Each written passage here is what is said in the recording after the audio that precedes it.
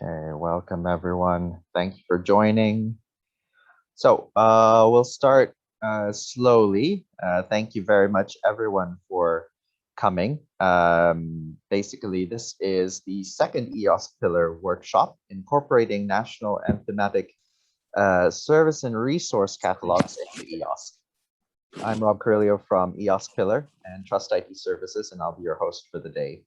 So let's start really slowly to let more people in. But today, actually, we just wanted this, we wanted to use this forum to align activities on catalog interoperability across different players, such as national, regional, and thematic catalog operators.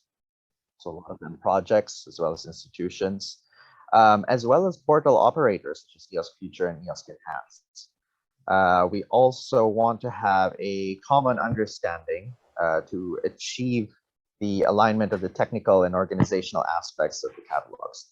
By the end of the workshop, we would like to have developed a collective set of actions or milestones for projects to be able to interoperate their own planned or existing catalogs with EOS. So basically today, we will start with two presentations from Eos Future and Eos Enhanced. Two breakouts, aside from, of course, the presentations from Eos Future and Eos Enhanced, there will also be lightning presentations from the four regional projects. And then we will go into two breakouts, which focuses on policy and technical discussions, where we will attempt to come up with a timeline of milestones or a roadmap of collective actions to ensure that the catalogs from these projects or organizations can interoperate with EOS. The breakouts will reconvene and the policy and technical timelines will be presented at the end. At the end of the workshop, these will be presented to the Cross-Project Collaboration Board, Onboarding Task Force for further validation and follow-up. So just a few reminders, this webinar is recorded and will be published in the EOS Pillar event page in the next days. That also includes the slides. If you are representing a project or institutional catalog, please indicate this beside your name. So I see a lot of you have your correct names in, but please do add, if you are representing a project or an institution, you can just right click on your on the box where your camera is, and you can rename yourself and then add your institution there. So I think there are quite a few people already present, so I think we can begin. I now pass the floor to Owen Appleton, who will present on behalf of Eos Future. Owen, the floor is yours. Hi everyone, let me just share my screen one sec. Share screen, this one. So, hi, good morning, nice to talk to you all. Me again, with a typo in my title, here to talk about catalogs and agreements and policies and bore you with some diagrams. If you haven't met me before, I'm Owen Appleton. I work at EGI and I lead the onboarding activity in Eos Future and also the work around interpreting the rules of participation. So basically I do the portfolio management for Eos Future in brief. Hopefully, I mean, some of you will have seen a bunch of these slides before, but to try and put us in the same place, first, before we get into talking about the specifics of agreements, I just want to give the kind of latest orientation on what we mean by resources in EOSC. This is something which has gone through lots of different evolutions. Most of the groups involved in EOSC started working really with services and not so much with data, and there's been a question about how do we bring data, software publications, fair digital objects into the picture. My current view, and the one that people seem to be kind of agreeing with, is that rather than having done a whole load of work on services and now trying to create a whole load of other stuff for research products, we'll probably bring one in through the other. So when we talk about the EOSC resources, probably we started talking about services, data processing, storage, whatever, but that increasingly we'll start to define a class of service called something like a content source or a data source, which is essentially some sort of collection of research products that are brought into EOSC. Because I think we now realize practically we can't onboard every data set out there to EOSC. We just know this isn't going to work. We don't have the time. But we can onboard the collections of data into EOSC as long as they're compliant with the guidelines that we will set out together with, of course, our colleagues in Open Air and the other people who are particularly experts in this area. So for now, when you see EOSC resources, think it should include everything, but probably via a service is the most likely route. But again, all a work in progress as ever. So this is a kind of recapitulation of some slides I've used elsewhere, but just to make sure that we understand where we are. We were talking about what is the kind of researcher view of how EOSC looks. Researchers sit in some sort of community. I'm going to go through this quite quickly because I think it's familiar to most. In some organized community, they already have some community platform at the moment. Most scientific communities that are well organized have some sort of set of tools. They have a portal, they have workflows, they have APIs, they have providers behind them. And one thing we don't want to do is try and drag them out of those in order to make them use EOSC, because we just don't think they'll do it, basically. So instead, what we've really talked about is having an EOSC platform. There'll be an Eos Core Platform provided by EOSC Future, which has a very comprehensive resource registry, has a portal, tools and workflows and APIs, and basically be able to pull resources out of that into community platforms. Now, it might be that one of these community platforms is indeed one of your national platforms, or it might be one for a specific research domain. Various options are possible. But we see one of the first ways to bring benefit to EOSC is bringing resources to where people are, rather than dragging them somewhere else to find the resources. And of course, because people are part of multiple communities, you might be in a national and a thematic community, there will be more than one kind of community platform out there. And the Eos Core Platform can act as a sort of enterprise bus to be able to pull and push resources and other benefits, basically, between different community platforms. But you will also be able to directly access the Eos Core Platform as well. This will probably have the most comprehensive registry of resources. It's where we'll try and do experiments in compositing resources and composability, and also it should support smaller communities who don't have their own platforms yet. So this is a kind of global view. Since you guys are providers, I'm just going to briefly look at what does this mean in terms of like more platform level integration for the people who own these platforms. So we have a little bit more detail here about what's in the Eos Core Platform. We have not just a registry, we have a marketplace for exposing them to the outside. We have a provider portal for providers managing their resources to populate a resource catalog. We have some sort of AAI federation registry to support a wide AAI federation. We have core services like ordering, monitoring and accounting and help desk. But because you have your own platforms as well, we want to be able to first shift records between them. And I think a lot of the issues we'll talk about today will involve dealing with this. How do you move a record about a resource from one platform to another? But also deeper platform integration. So integrating the monitoring and accounting or help desks or ordering, and certainly having a common AAI federation. So there's more than just shifting around records of resources, but that's probably where we're going to start. So coming back to this diagram, I tried to think about what does this mean in terms of the policies and agreements, since this is the topic we're supposed to be dealing with today. And these are the ones that strike me, or that I'm aware that we definitely aren't going to have to develop. For a start, we have to have some sort of EOS user agreement.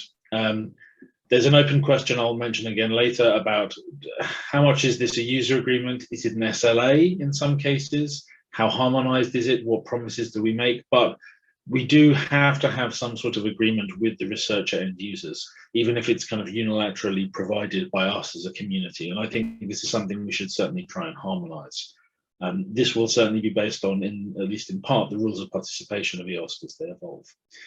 The agreement, which I think probably most urgently actually needs to be defined, is the EOSC Provider Agreement down here. So when you onboard a service to EOSC centrally, should we say, there needs to be an agreement which really sets out what are the gives and gets, what are the responsibilities and benefits of this. This will be based on using the Eos Profiles as a metadata format to describe the resources, and there needs to be an agreement, which right now there really isn't. We haven't really stated the terms of that in a way that will help us going forward. Things like how often do we expect people to update their data, we haven't really gone into the detail of, but we need to quite urgently. And again, this will be based on the rules of participation. And then if we want to move resources between different catalogues, we need to have some sort of agreement between presumably the Eos Core Platform, and the different catalog operators who you guys are represented by here. This will again probably be based on the Eos profiles, as in we assume this will probably be, as it evolves, the consensus sharing format for resources and providers. But also there needs to be a specific agreement, which I think we have to hammer out together, which we're all happy enough with, about how we're going to shift details of resources around. This will have to be in light of the other ones that are there. And then, of course, you will have to have your own provider agreements with your own providers, and they will have to be compatible with this sharing of resources as well.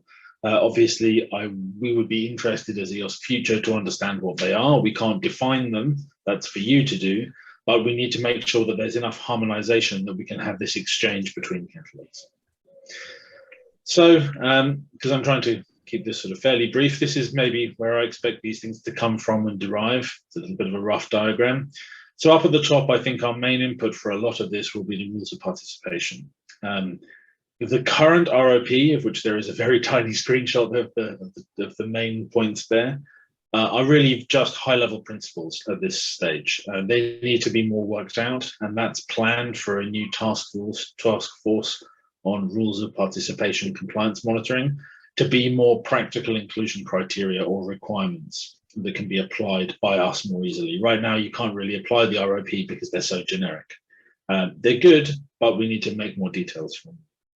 And from that, I think we can certainly derive some idea of what an Eos User Agreement should look like, because the users are covered in the ROP as well. Things like ethical behavior, obeying terms of use, and acknowledging providers and resources. From this ROP, I mean, it's not the only source, we will generate or have generated the Eos Profiles. So this is the metadata format we're using to describe providers and resources. A lot of the rules of participation will simply be, have you filled in the required fields in the Eos Profiles? I mean, personally, I expect this will cover 60 or 70% of the things we need to check in terms of rules of participation compliance. It's the complicated last 10, 20, 30%, which is going to take the time. But this is certainly derived in part from the ROP. And the ROP and the profiles will both be inputs for our provider agreement. So we need to have an agreement that says to be onboarded to EOSC, you need to use this format or map to it. You have to follow the operational rules, which it implies. You have to update your data periodically. You need to be certain sorts of organization to be able to do it. There's a bunch of requirements we set out. And then from that, I think we need to work out what is our catalog integration or interaction agreement. Agreeing to use or map to the profiles, agreeing to have common, or should we say both, be compliant to the EOSC rules of participation based inclusion criteria, so that we're all validating resources and providers the same way. We can't have to revalidate every time we move something between one catalog and another. It would bring us no benefit. The time would be too great. And also, I think there's some points about the permission to represent providers, which we have to cover in that agreement. And then obviously this has to somehow be aligned to your community provider agreement, which I assume you have or are forming, which needs to somehow be, fit the bigger picture. So this is my last slide. This is really just a table which sets out what we therefore need to work on. We have the rules of participation. This is coming from a task force, a new task force being set up. Please apply for it if you haven't already. The call is open.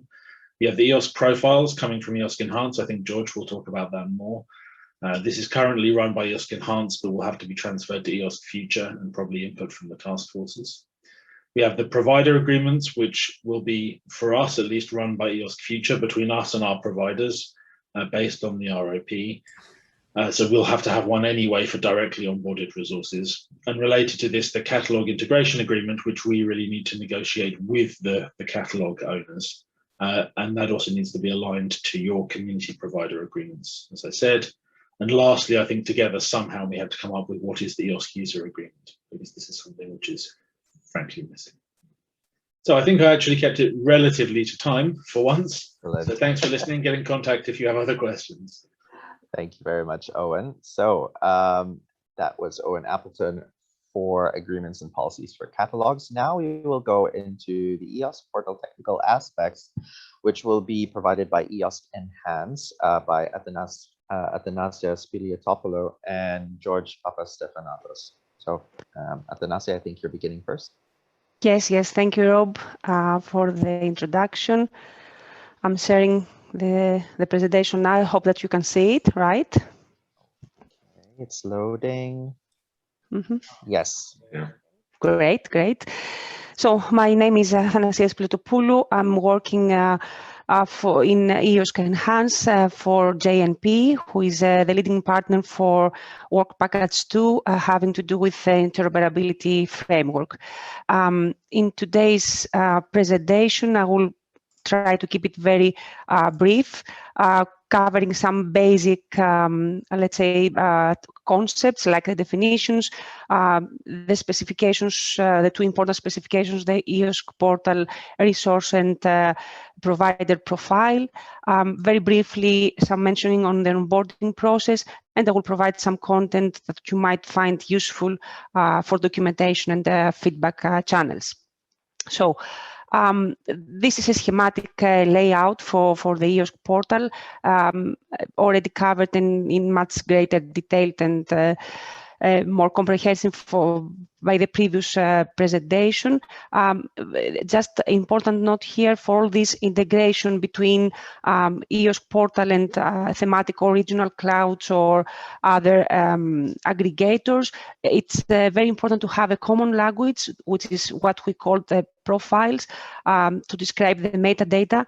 Of course, APIs, so that this can happen automatically, the communication between the EOS portal and other aggregators or channels, distribution channel for resources, and many other things. I will not expand here; it's already covered.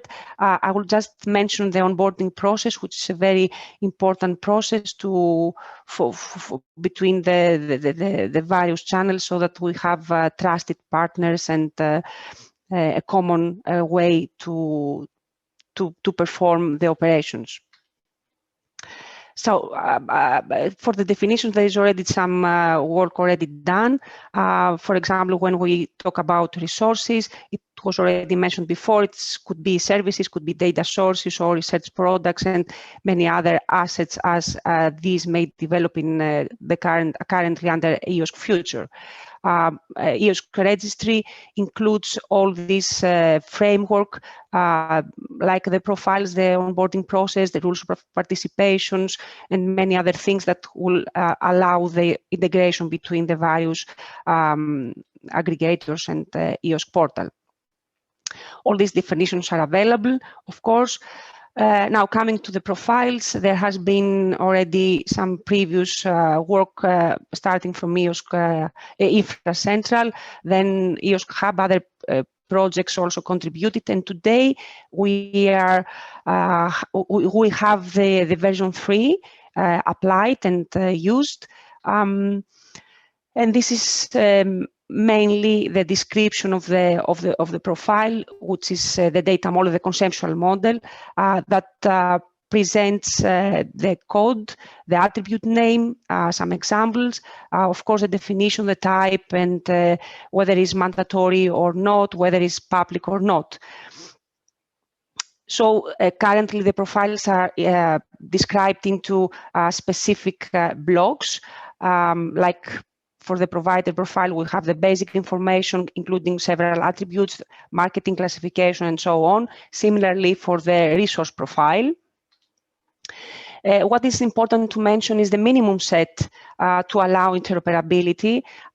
These are the attributes that are mandatory and are required, are not too many.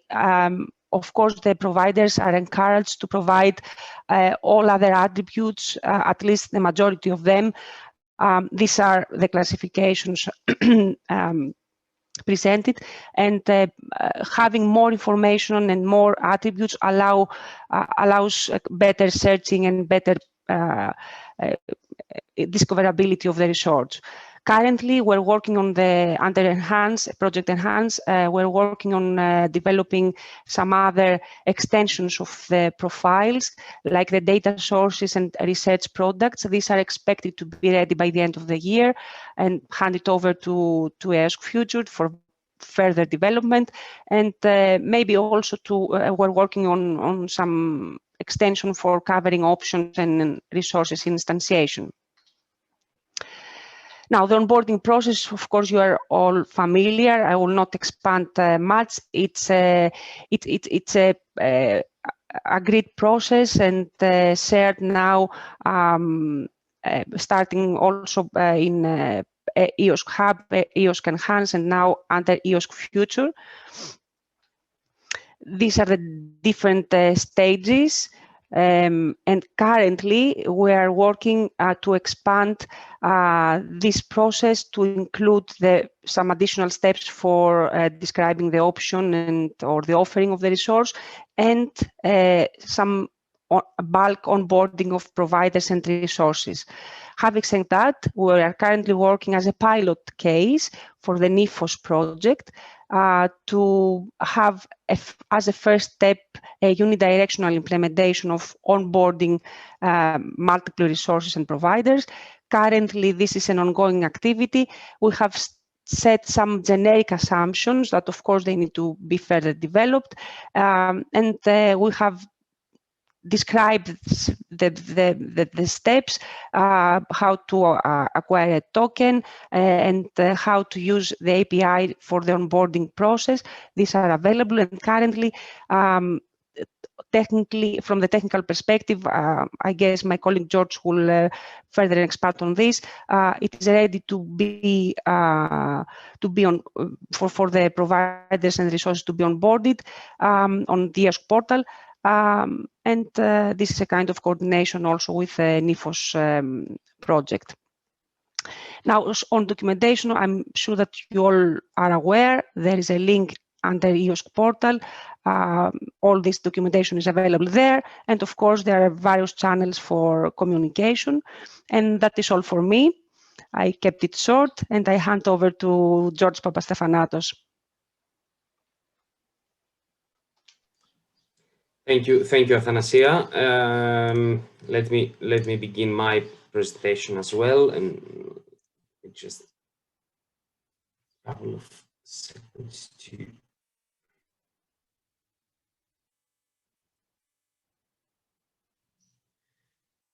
Okay, I don't know if you can see my presentation or my. You may have to switch, George. Okay, again. Okay, thanks. Okay, I think this is now okay. I think it hasn't. Okay, now it has. You may go ahead.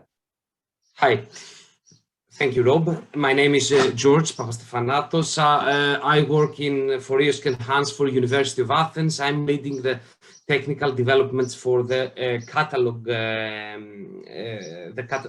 catalog of EOSC portal, and the APIs for the update of resources and providers. I will try just to give you an overview of the some technical aspects on the interoperability through the APIs of the service catalog. The service catalog offers a REST API that enables both providers and catalog consumer to interact and programmatically interact with the catalog, update, and also retrieve content.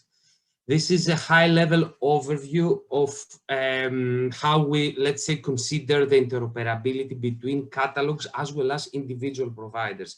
We make this distinction, I will say later on why, but we consider that individual providers are providers who manage, let's say, the resources of an individual organization, whereas service catalogs manage on behalf of other providers resources, services, and other content in the catalog for multiple providers. So these two, let's say, roles, these two stakeholders will interact with the EOSC portal REST API, and will be available through and access and grant access to the EOSC portal through the EOSC AAI facility.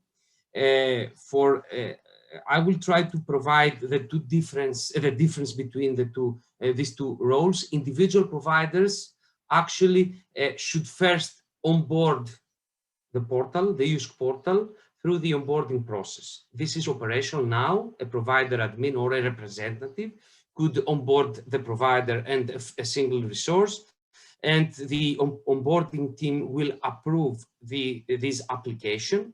And after this approval, this onboarding, the provider admin can obtain an API and start using the API for updating the resources of this specific provider.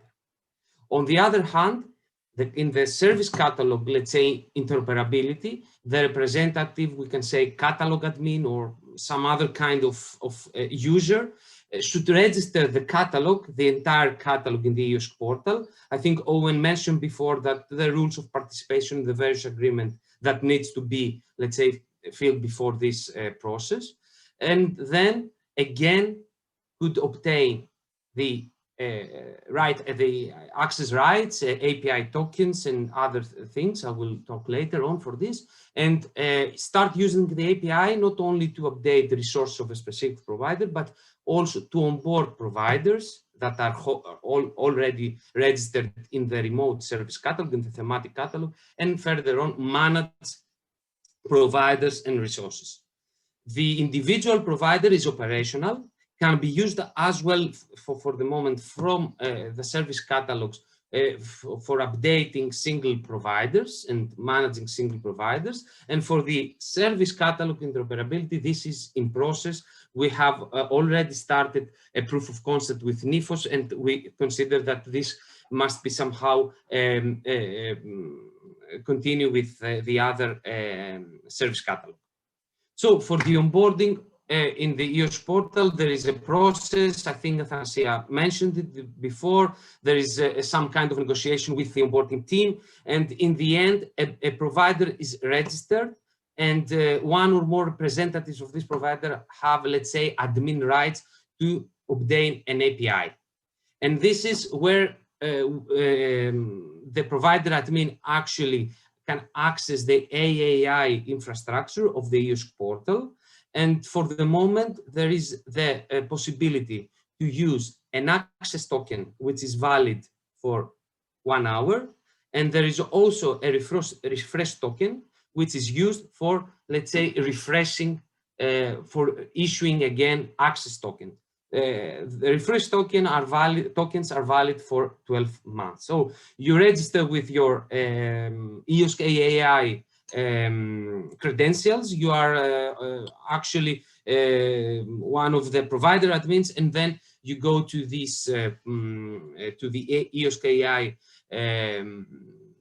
token authorization and portal providers API for issuing tokens, and you can actually use these forms to create new tokens.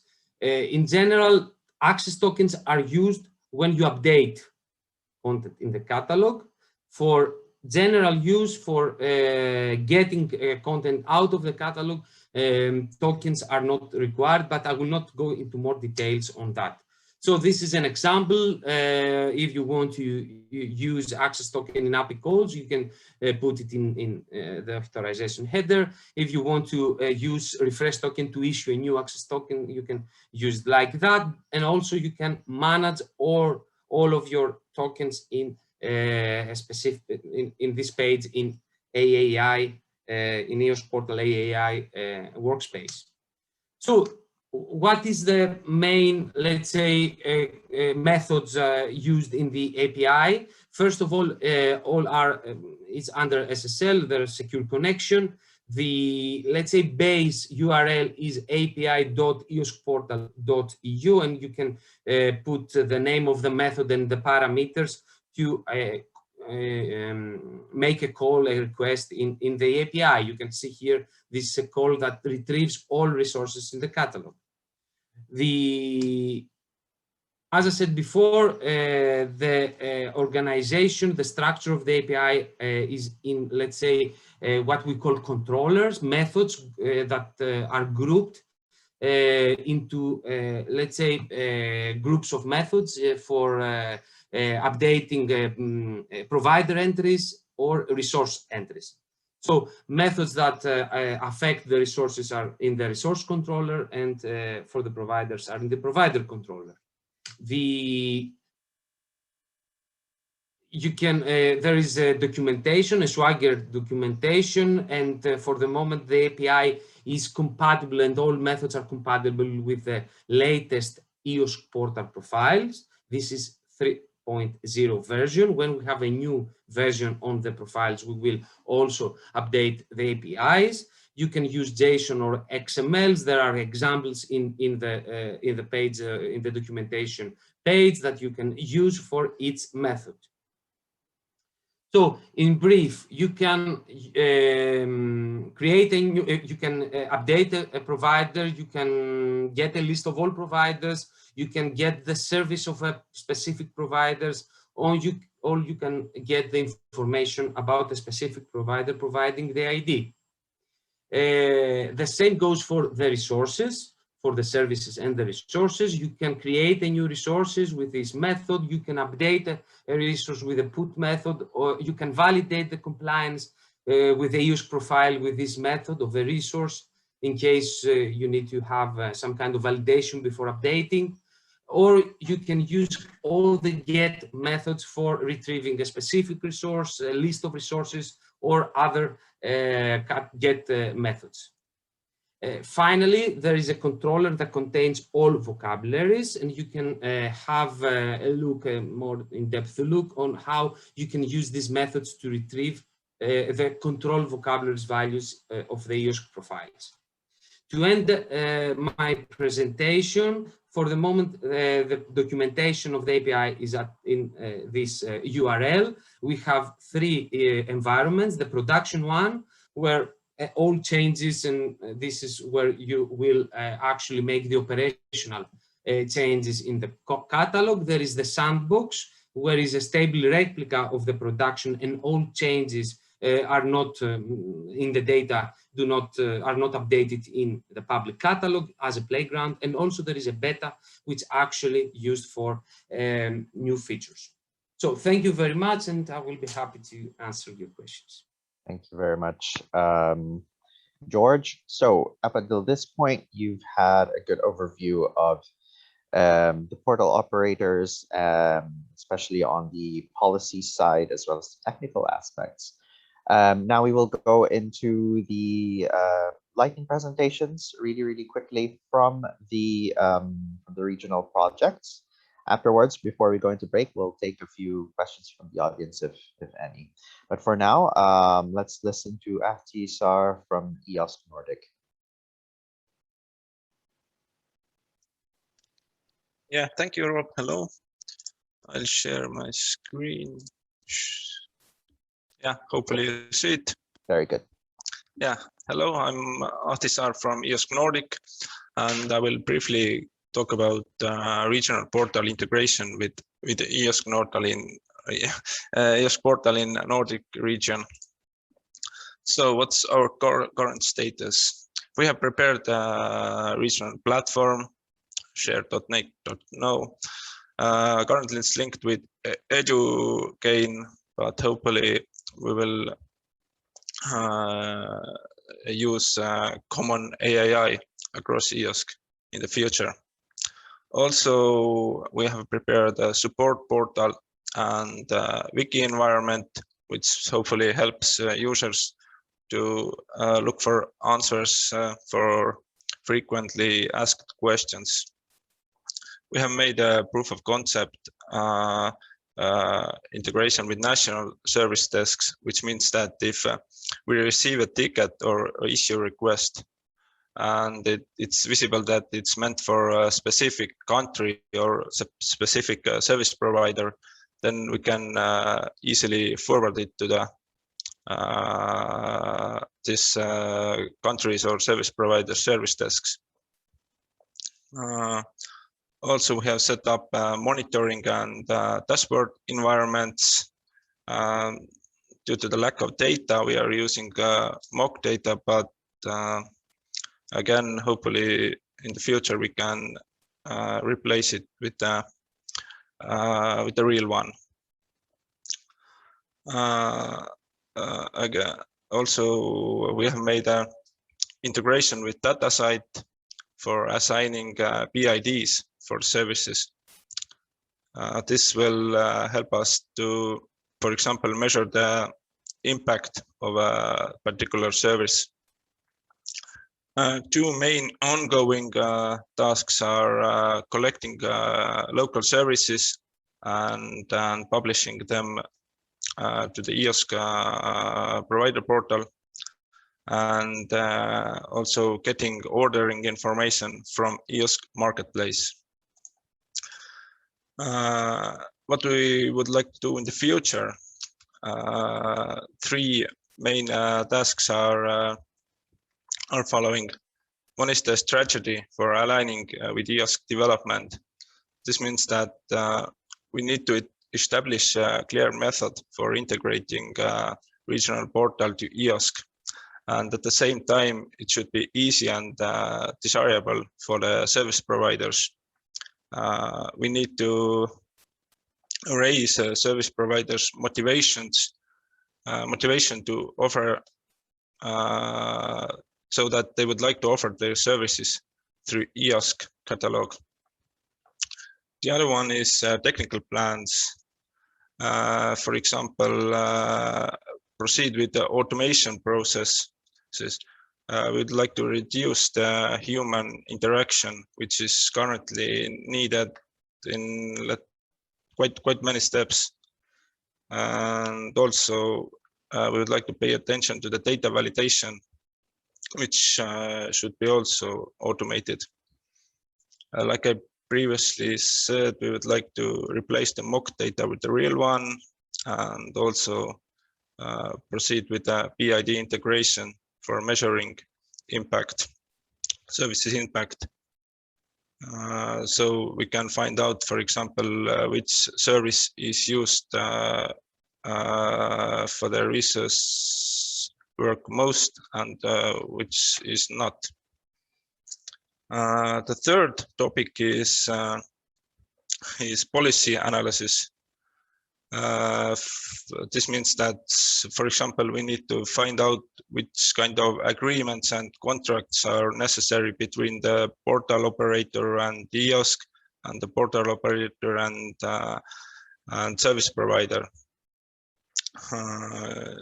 We don't have this answer at the moment.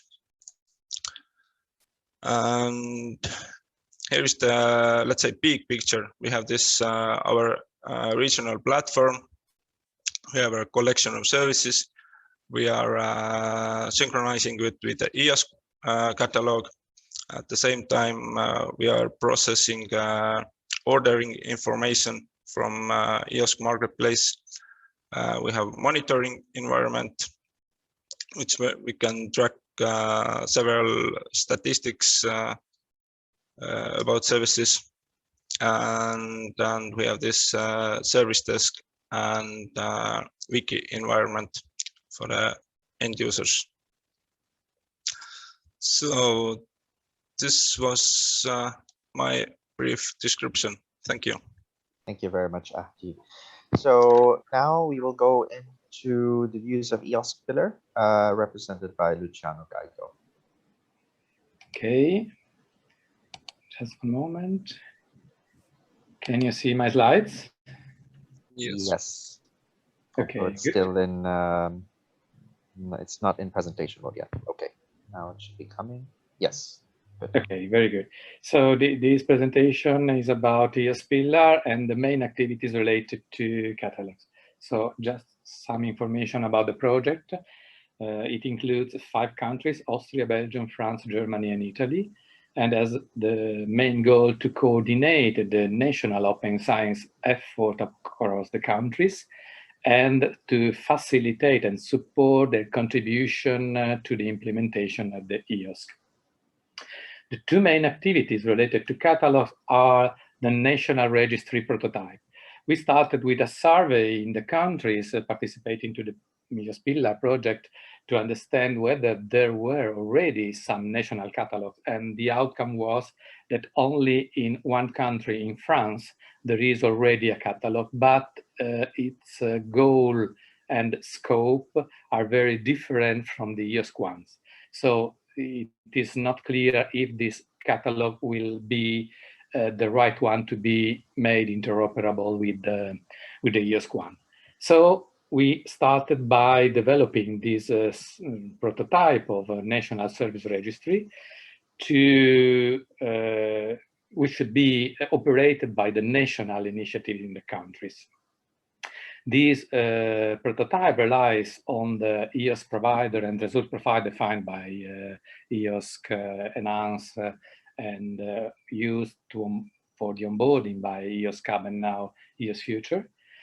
And proof of concept has been set up and tested in Italy by onboarding services from some of the Italian service providers. This prototype, this model aims at being made interoperable with the EOSC one, and a lot of different items have to be addressed to deal with this.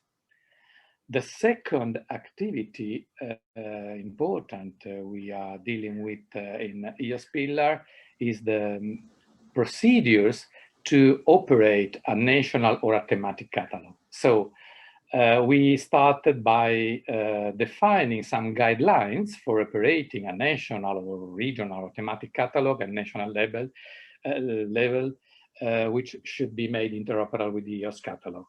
The main goal of this is to provide the operators of such catalogs with general and practical help to set up things in a way that will ease the interoperability with the EOS catalog. We are in the phase where the first draft of these guidelines are ready. They have just been released, but we want to collect the feedback from other projects or initiatives in order to see whether we are on the right track, because this has been done within EOS-Pillar, and so with the needs of the project in mind, but we think that this guideline can be very useful also for other partners in the EOSC landscape.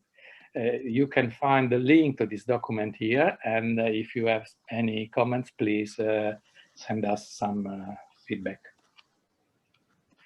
Thank you very much for your attention. If you have questions, Leonardo, who is the person responsible for the development of the prototype of the National Registry, and myself will be very happy to answer.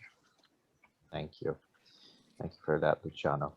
Okay, so next we'll hear from EOSC Synergy, represented by Mario David.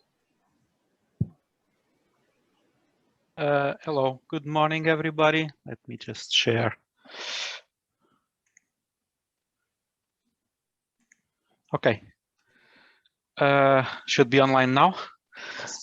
So I'll be representing EOSC Synergy in this workshop. So this is a summary, let's say, of our architecture, and this means the following: we have three types of services. Let's say we have the thematic services, which are 10. We have data repositories, and we have the resources, the resource computing and storage resources themselves to support and the underlying part of those services. So what we are based are in the following. So we don't have and never plan to have our own catalogs, either national or thematic or regional catalogs, and the plan was always and is to onboard all the thematic services and data repositories into the EOSC marketplace itself directly. So our approach is a quality-based approach. We have in the middle layer the part which is supported by continuous integration, continuous develop on the left part for the software, and on the right part for the services themselves. So we are developing this as Jenkins pipelines, and the point is that this is supporting on the top with abstract baseline quality criteria, which is published. We have 2 documents, one for software and one for service, services. And aim is that if on the one hand, both the software pass this quality criteria, there is issuing badges for that those given artifacts. The same thing is true for the services. If the services pass this quality criteria, there is badge issuing for this part. At the moment, we have, as I said, both documents published. So this is mostly done, and we are supporting and updating these documents. We have these Jenkins pipelines for most of our thematic services. And you can see here what we are developing, which is software quality as assessment as service.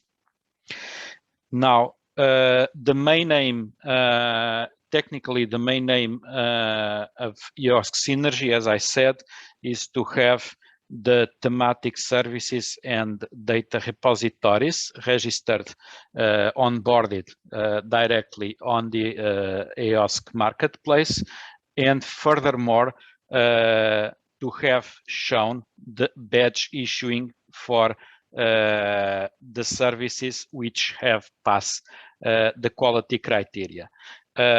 One of the things is that so we have already up and running the badge service, and we are working on integrating the final part of those Jenkins pipelines to issue those badges. So the badge is not just for showing a nice thing on the portal. If you click, or if what we'd like to have is that if you click on the badge, you'll see the report of why the badge was issued. This means a report of the quality assessment of the service.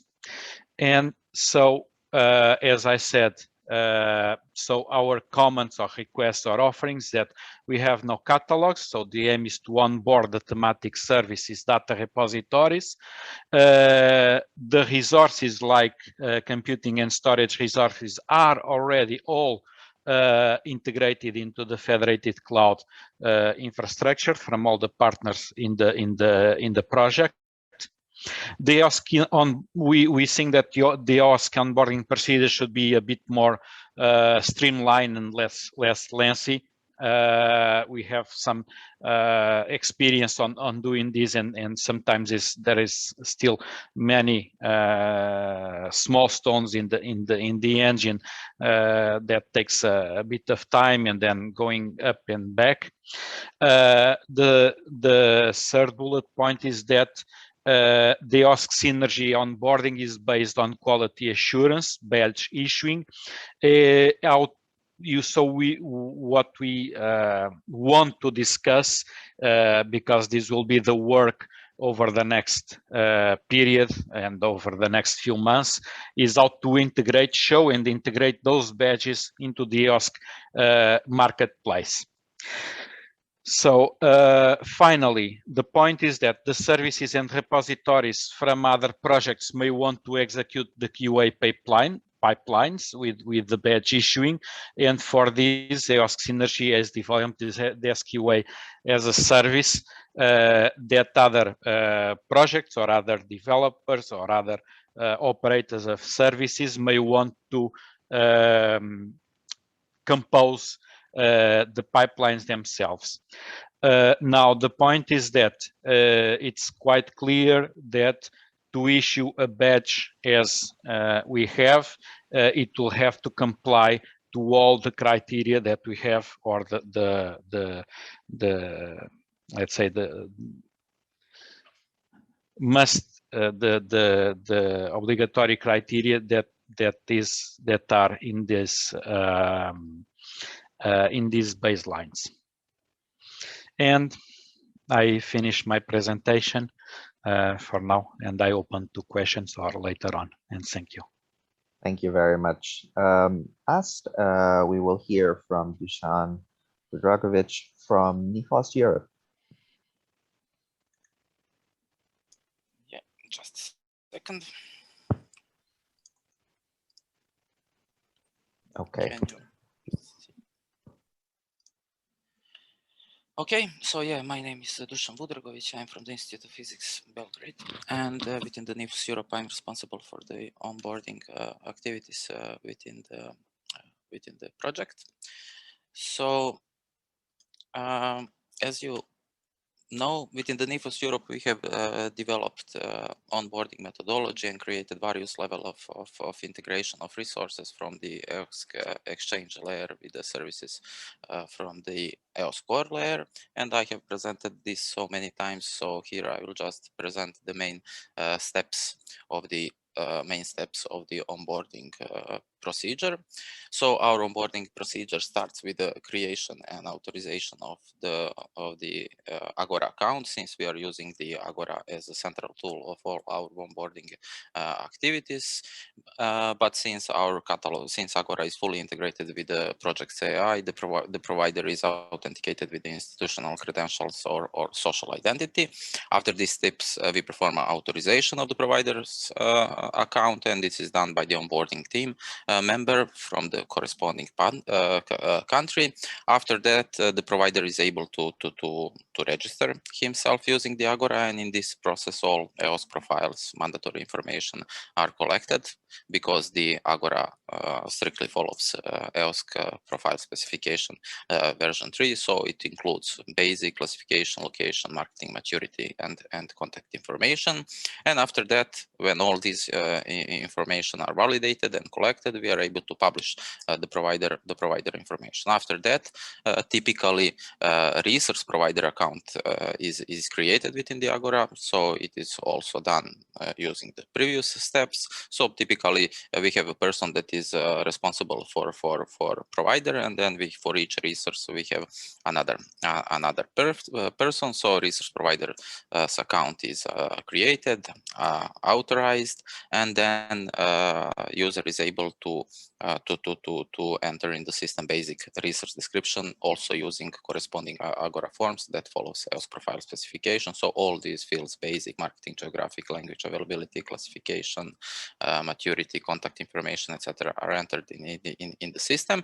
And then after that, we are starting with something that we call real onboarding, or time-consuming onboarding. So each provider has to prepare user manual, and so this is just the guidelines on how to use service. Then also has to prepare terms of use, access policy, privacy policy, and also acceptable use policy. And all these steps are covered by the project with the support of the project. Also, we have prepared some templates that can be used, and all these different kind of the documents are somehow connected within the Agora. So links to particular policy is provided within the catalog as well. After that, we are going to more technical part. So each resource that are registered within the catalog has to be integrated with the help desk system. So with our help desk system that are part of our pre-production environment, but also with the monitoring system. At the moment, we are using some generic Nagios probes, but in principle, all resource providers are encouraged to develop some service-specific monitoring probes. And after this step, after another validation of enter resources, the resource is published, and it is visible within the catalog. So there are three main places where information about resources are stored at the moment. The central tool, as I said, is the Agora catalog. So all resources interact, all resource providers and users are interact mainly with this tool. On the right-hand side, you can see onboarding dashboard. So this is just another way to display information that are stored within the catalog, and it combines information stored within the Agora database, but also, since we have some project-specific information. It is using local database and somehow gives project-specific view of the register resources. And in the last few months, in collaboration with the EOSC team, our Agora team managed to integrate our catalog with the central Eos catalog. And practically, the idea here is once the resource is marked as onboarded within the Niveau 0 catalog, it is automatically onboarded to the EOSC. So using this technical, more let's say policy and technical procedures, so far we have at the moment we have 74 registered users, 31 of them 31 resource providers, 73 resources, and out of these we have onboarded 22 resource providers, 5 repositories, 8 thematic services, and 5 generic services. In addition to this number, all services from our pre-production environment. So we have in total 8 services within this layer are also onboarded. So practically now, technically, we are ready for integration between. I mean, the integration is achieved between our catalog and Eos portal catalog. So I hope that before we developed some official agreement, that we will somehow manage to agree on some common things and have some verbal agreement that will allow publication of all these resources within the portal. So thank you. Thank you very much, Dusan. Okay, so that ends the presentations part of this workshop. So now we will just go into a really quick break. I don't really think we have time for questions, but I suggest that since we're now going into the breakouts, please do continue the discussions you've been having, and any questions you may have, you can pose it on the appropriate breakout. So what's going to happen now is Federico will open the breakout room for the policy discussion. Those who want to stay on for the technical breakout, you don't have to leave this room you're in now, so you'll remain here. How this will work basically is the facility